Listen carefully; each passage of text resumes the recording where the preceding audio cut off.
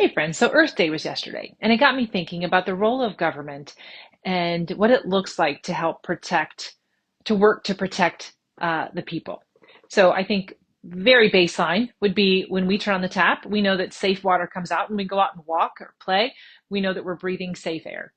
Well, I don't know if you had seen our current congressman's Facebook post last week where he took to it saying, celebrating the EPA's rollback, proposed rollback in regards to coal ash storage sites.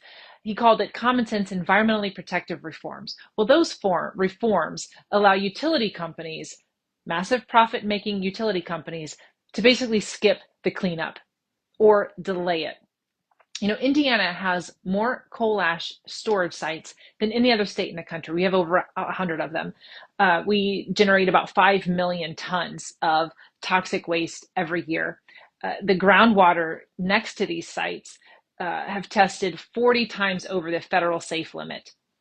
And it's like uh, arsenic, lead, mercury, chromium, the things that really cause harm to our health and stay in our bodies. You know, there was a 2015 coal ash rule and a subsequent 2024 rule that was developed and came out of years of scientific study, public litigation, and documented harm, not theoretical harm, but documented harm. So why these rollbacks? I think that's a great question. You know, they say it's too costly for these corporations.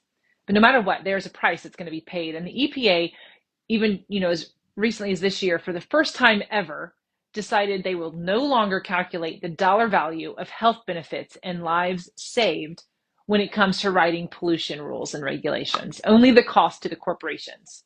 That's it. Let that sink in. You know, we used to know that for every dollar spent cleaning up a particulate pollution returned $77 in health benefits. You know, the EPA decided basically that those lives aren't worth the math anymore.